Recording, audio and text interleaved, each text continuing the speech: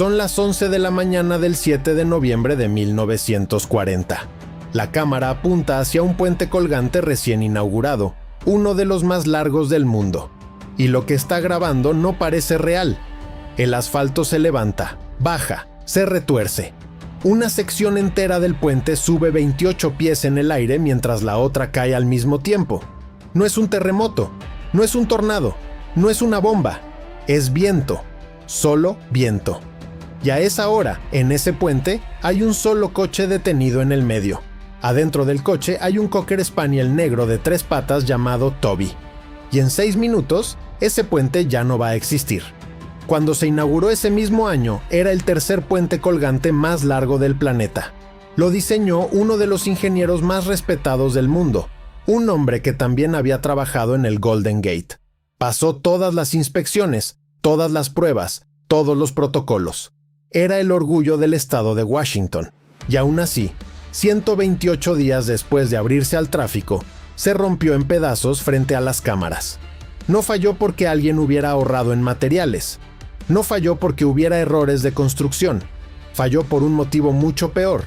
Falló porque sus diseñadores creyeron que entendían el viento, y el viento entendía algo que ellos no.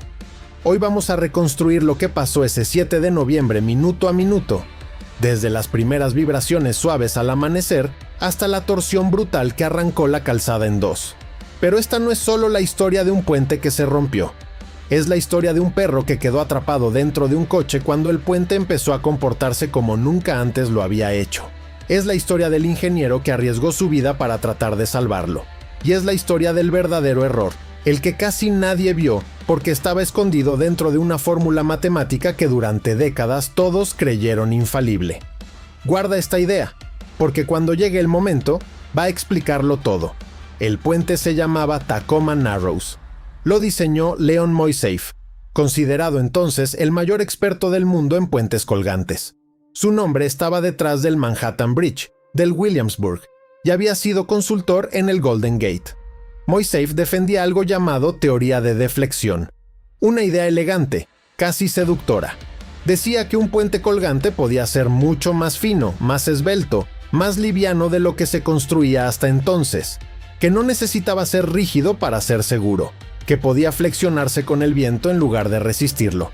La teoría era brillante en los cálculos, en los planos era perfecta, y por eso casi nadie cuestionó cuando empezó a aplicarse a un puente cada vez más largo y más delgado. El Tacoma Narrows abrió al tráfico el 1 de julio de 1940. La calzada principal medía 2.800 pies. Sus 2 torres se levantaban más de 400 pies sobre el agua. Y desde el primer día que se cruzó, los conductores notaron algo extraño. El puente se movía, no vibraba, se ondulaba. Subía y bajaba como si fuera elástico. Los coches que iban delante desaparecían y volvían a aparecer como si pasaran sobre olas invisibles. Los trabajadores que lo habían construido le pusieron un apodo medio en broma, medio en advertencia: Galloping Gertie, la galopante. Algunos conductores empezaron a cruzarlo solo por la sensación, como si fuera una atracción de feria. Otros lo evitaban a cualquier costo. Y aquí aparece un detalle que casi nadie cuenta. Los trabajadores que terminaron de construir Galloping Gertie no estaban tranquilos. Algunos masticaban limones para combatir el mareo provocado por el movimiento del puente. Uno de los proveedores le hizo una apuesta a un ingeniero antes de la inauguración. Le dijo: «Te apuesto que este puente no va a durar ni un año». Lo dijo medio en broma, lo dijo medio en serio. Cuando el puente colapsó 4 meses después, ese hombre no quiso cobrar la apuesta. Respondió que sería incapaz de tomar ese dinero, porque ya entonces todos entendían algo. El puente había estado avisando desde el primer día, y nadie había escuchado de verdad. Las autoridades no tardaron en darse cuenta de que ese movimiento no era normal. Contrataron al profesor F. Bert Farquharson, ingeniero civil de la Universidad de Washington, para que estudiara el problema en un túnel de viento. Construyeron un modelo a escala, probaron amortiguadores hidráulicos, pusieron cables de sujeción atando el puente al suelo cerca de las orillas. Nada funcionó del todo. El 1 de noviembre, apenas 6 días antes del colapso, uno de esos cables se rompió por el viento mientras el puente volvía a galopar. Lo repararon. 5 días antes del colapso, Farquharson había terminado sus estudios. Había propuesto soluciones. Las autoridades estaban redactando los contratos para instalarlas. Faltaban 10 días, y 10 días era demasiado. La madrugada del 7 de noviembre de 1940 llegó con viento del suroeste. Nada extraordinario para esa zona del estrecho de Puget.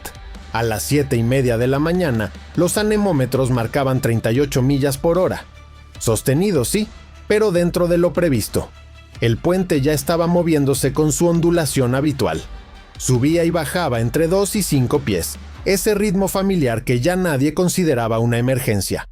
Era jueves, no era hora pico. Algunos coches cruzaban, otros no. Todo parecía igual que cualquier otro día con viento. Y eso es lo que más cuesta entender de los grandes desastres.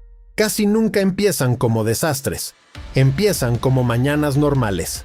Alrededor de las 10 de la mañana, Leonard Cotsworth subió a su coche en Tacoma. Era editor del diario News Tribune. Iba a la casa de verano de la familia en la península de Kitsap, al otro lado del estrecho. En el asiento trasero llevaba a un pasajero pequeño, un Cocker Spaniel negro de 3 patas llamado Toby. El perro pertenecía a su hija. Toby era miedoso, según contaría su esposa años después. La pérdida de una pata lo había vuelto desconfiado, pero ese día iba tranquilo. Cotsworth pagó el peaje, entró al puente y empezó a cruzarlo. Para entonces, el viento había subido a 42 millas por hora, y algo dentro del puente acababa de cambiar. Cotsworth notó primero la ondulación normal. La conocía, todos la conocían. Pero a mitad del camino, justo después de pasar la torre este, el movimiento cambió. Ya no era una ola que iba de un extremo al otro, era otra cosa. El asfalto empezó a girar sobre su propio eje. Un lado de la calzada subía mientras el otro bajaba al mismo tiempo. El coche golpeó el bordillo, rebotó, golpeó el otro lado. Cotsworth ya no podía conducir. Y en ese momento, en ese minuto exacto, algo que ningún ingeniero del mundo había visto antes en un puente colgante moderno, acababa de empezar. En el próximo bloque vas a entender qué era exactamente, y por qué el verdadero culpable no era el viento. Durante meses, el Tacoma Narrows se había movido de una sola forma. Subía y bajaba como una ola lenta que recorría la calzada de extremo a extremo. Era un movimiento vertical, predecible, casi rítmico. La gente lo llamaba la ondulación, y para muchos era anécdota. Pero esa mañana, alrededor de las 10:30, ese patrón se rompió. La calzada dejó de subir y bajar como una sola pieza. Empezó a girar sobre sí misma. Un lado se levantaba mientras el otro descendía. 5 segundos después, los lados intercambiaban posiciones. No era una vibración mayor, era un movimiento completamente nuevo, y ningún libro de ingeniería del mundo lo describía. Aquí es donde la mayoría de la gente cree saber lo que pasó. Lo aprendieron en la escuela, lo escucharon en algún documental, lo vieron en algún video de física. La explicación clásica dice así: el viento golpeó al puente justo en su frecuencia natural, igual que un cantante de ópera puede romper una copa de cristal cantando la nota exacta. Eso se llama resonancia. Es una imagen poderosa. Es fácil de visualizar. Y durante décadas, los libros de texto de física la presentaron así: resonancia. Punto. Pero hay un problema con esa explicación. Es falsa. Lo que pasó en Galloping Gertie no fue resonancia. Fue algo distinto, algo mucho más perturbador. El verdadero culpable se llama flúter aeroelástico, y la diferencia con la resonancia es brutal. En la resonancia, una fuerza externa golpea a la estructura en su frecuencia exacta. La estructura vibra porque algo afuera le pega al ritmo correcto, pero el flúter es otra cosa. En el flúter, la estructura no necesita una fuerza externa rítmica. La estructura crea su propio ritmo. El viento empuja al puente. El puente al moverse cambia la forma en que el aire fluye a su alrededor. Y ese aire alterado vuelve a empujar al puente con más fuerza que antes. Cada empujón suma energía al siguiente. Cada movimiento amplifica al que viene. No se cansa, no se equilibra, se acelera solo. Y aquí aparece la pregunta que cambia todo. ¿Por qué este puente y no otro? Otros puentes colgantes existían en el mundo, algunos más grandes, algunos en zonas con vientos peores.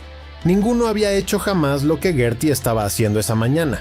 La respuesta está en algo que parecía un detalle técnico aburrido: la forma del tablero. Los puentes colgantes anteriores usaban vigas reticuladas debajo de la calzada. estructuras abiertas, llenas de espacios por los que el viento podía pasar de un lado al otro. Pero Moiseev había hecho algo distinto. Había usado vigas macizas de acero, 2 paneles sólidos a los lados como 2 paredes paralelas, más esbeltas, más elegantes y mortales. Pregúntate algo simple. ¿Qué pasa cuando el viento choca contra una pared sólida en lugar de pasar a través de ella? Se desvía, sube, baja, crea remolinos arriba y abajo. Y ahora imagínate que esa pared no está quieta, sino que oscila, que se inclina ligeramente cuando el viento llega, que cambia su ángulo. ¿Qué es lo que acabas de construir? La respuesta es escalofriante. Acabas de construir un ala gigante de casi 1 kilómetro de largo, suspendida en el aire por cables. Y un ala no resiste al viento. Un ala aprovecha al viento, genera sustentación, y si está atada por los extremos, se retuerce sobre sí misma. Mientras todo esto pasaba en términos físicos bajo la calzada, encima Leonard Coatsworth luchaba por su vida. El coche estaba parado en el carril contrario al suyo, golpeado contra el bordillo. Cada giro del puente lo levantaba unos metros y lo dejaba caer otros tantos. Coatsworth intentó volver al asiento trasero para sacar a Toby, pero el movimiento lo arrojó al suelo antes de llegar. El perro estaba aterrado, escondido, sin querer moverse. Coatsworth tomó una decisión que lo iba a perseguir el resto de su vida. Salió del coche y empezó a arrastrarse. No corrió, no podía. La calzada se inclinaba a 45 grados. Tuvo que gatear, agarrándose al bordillo con las 2 manos. Ahora detente un momento y ponte en su lugar. Estás a casi 600 metros de la orilla. El asfalto bajo tus rodillas se inclina como la cubierta de un barco en tormenta. Trozos de concreto se están desprendiendo alrededor tuyo. Tu coche, con el perro de tu hija dentro, se desliza de un lado al otro mientras tú intentas alejarte. ¿Qué harías? ¿Vuelves a buscarlo arriesgándolo todo? ¿Sigues hacia la orilla mientras todavía puedes? ¿Confías en que el puente aguante 1 minuto más o asumes que ya no aguanta ni 30 segundos? Esas eran las preguntas reales en la cabeza de Coatsworth, y las decisiones que tomó ahí no se enseñan en ningún manual. Pero Coatsworth no era el único atrapado. Minutos antes, un camión de reparto de la empresa Rapid Transfer había entrado al puente. Lo conducían 2 hombres, Ruby Jacobs y Arthur Hagen. El camión se volcó por completo cuando la calzada se inclinó. Los 2 hombres lograron salir y empezaron a arrastrarse hacia la torre este, igual que Coatsworth. En el peaje, la gente empezó a entender que algo no estaba bien. Kenneth Arkin, el operador del peaje, cerró el puente al tráfico antes de que nadie más entrara. Esa decisión, tomada en segundos, evitó que decenas de coches quedaran atrapados en lo que ya nadie podía detener. Pero arriba del puente, otra persona acababa de aparecer. Hacia las 10:45, el puente estaba realizando aproximadamente 38 oscilaciones por minuto. Cada 5 segundos, un lado de la calzada se levantaba hasta 28 pies más alto que el otro. 28 pies son 8 metros y medio. Imagina una calle de ciudad inclinándose hasta el ángulo de un tobogán de feria, y luego invirtiéndose en 5 segundos, y volviendo a invertirse 5 segundos después, sin parar. Las lámparas del puente empezaron a desprenderse, las primeras placas de concreto cayeron al estrecho, los cables de suspensión, esos cables verticales que sostienen la calzada desde los cables principales, empezaron a aflojarse uno por uno. El puente se estaba desmontando solo, y mientras Coatsworth se arrastraba hacia la orilla con las rodillas en carne viva, mientras Jacobs y Hagen escapaban del camión volcado, una figura caminaba en dirección contraria, hacia el centro del puente, hacia el coche que se balanceaba sobre el vacío, hacia el perro atrapado. Esa figura era Frederick Bert Farquharson, el ingeniero que llevaba meses estudiando por qué Galloping Gertie no podía estabilizarse. La misma persona que había instalado cámaras esa misma mañana para filmar el comportamiento del puente. Lo que estaba a punto de intentar, ningún manual lo aprobaba. En el próximo bloque vas a ver cómo se acercó al coche, cuánto tiempo le quedaba y por qué, faltando minutos para el colapso, decidió hacer lo que hizo. Frederick Bert Farquharson tenía 45 años esa mañana. Era profesor titular de Ingeniería Civil en la Universidad de Washington, y desde que el Tacoma Narrows abrió en julio, prácticamente vivía estudiando su comportamiento. Había construido el modelo a escala de 5 metros que estaba en el túnel de viento del campus. Había pasado meses tratando de entender exactamente por qué la calzada se movía como se movía. Esa mañana llegó al puente alrededor de las 9:45 con su cámara de cine de 16 milímetros. No iba a evacuar a nadie, no iba a salvar nada, iba a filmar. Porque esa ondulación que veía ya la había visto antes, la torsión no. Cuando llegó al puente, Galloping Gertie seguía haciendo su ondulación habitual. Farquharson empezó a filmar desde la torre este, pero unos minutos después, el movimiento cambió.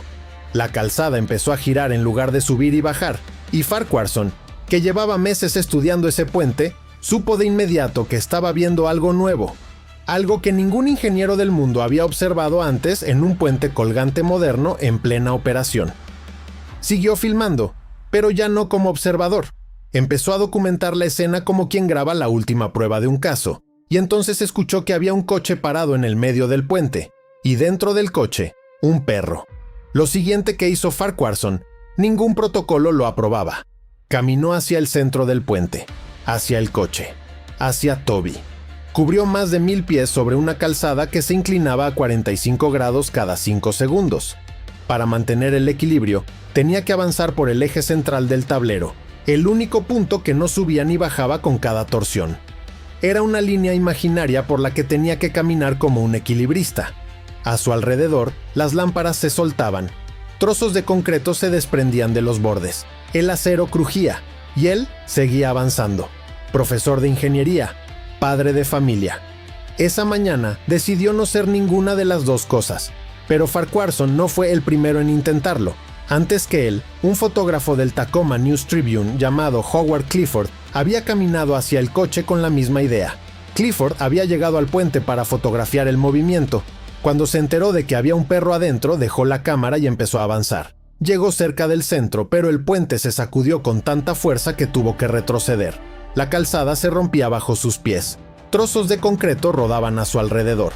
En su relato posterior, dijo que tuvo que arrastrarse con las rodillas en carne viva, la respiración cortada, las manos hinchadas. Y aún así, Farquharson decidió intentarlo después que él. Farquharson llegó al coche. Vio el interior a través de la ventana abierta. Toby estaba acurrucado en el asiento trasero, paralizado. Un Cocker Spaniel de 3 patas. Una pata menos para huir. Una pata menos para defenderse. Farquharson estiró el brazo para sacarlo. Hizo lo que cualquiera con un perro asustado intentaría. Le habló, le acercó la mano, y Toby le mordió el dedo.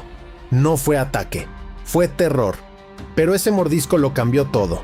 Farquharson entendió en ese instante que no podía sacarlo, y entendió otra cosa, peor, que estaba en el centro de un puente que ya no era un puente. Era algo terminando de romperse. Farquharson tenía que volver, pero ya no caminando. La calzada se había vuelto demasiado violenta. Empezó a moverse por la línea central a medio agacharse, agarrándose a lo que podía. Detrás de él, el coche se balanceaba como una caja vacía sobre una sartén. Adelante, el camino hacia la torre este se ondulaba como una serpiente. Más tarde, ingenieros analizaron las películas y calcularon algo escalofriante. Cuando Farquharson empezó a retroceder, le quedaban exactamente 6 minutos antes del colapso final. 6 minutos sobre una superficie que se rompía bajo sus pies. 6 minutos para recorrer 300 metros. 6 minutos donde cada uno podía ser el último. Aquí vamos a parar el reloj un momento porque hay otra pregunta que todavía no respondimos. Si Moiseev era el mayor experto del mundo en puentes colgantes, ¿cómo es posible que cometiera un error tan brutal? La respuesta no es que fuera incompetente, la respuesta es mucho más inquietante. Moiseev había llevado su teoría de deflexión al límite porque cada puente anterior la había confirmado. El Manhattan Bridge la confirmó, el Williamsburg la confirmó, el Bronx Whitestone parecía confirmarla otra vez. Cada éxito reforzaba la idea de que un puente colgante podía ser más fino, más esbelto, más largo, y cada éxito hacía más difícil ver el límite. El verdadero error no fue calcular mal, fue creer que no había límite. Y aquí viene el dato que más duele de toda esta historia.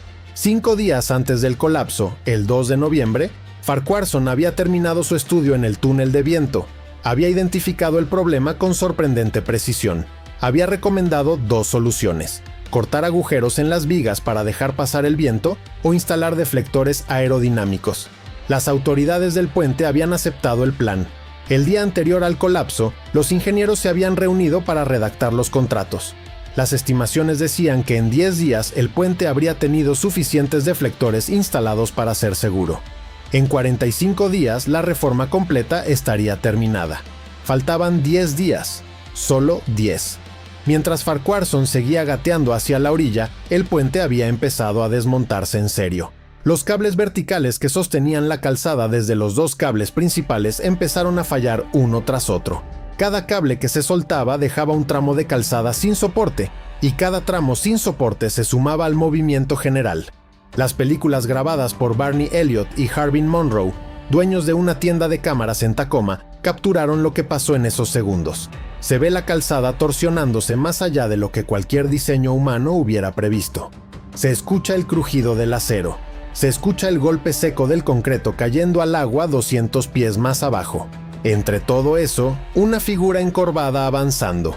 A las 10:58 de la mañana, uno de los cables principales empezó a deslizarse de su silla en lo alto de la torre. No era un detalle menor. Esa silla era el punto donde el cable de suspensión cambiaba de dirección antes de bajar hasta los anclajes. Si ese cable se movía, todo el sistema de carga del puente cambiaba. Farquharson alcanzó la torre este. Logró bajar al lado seguro.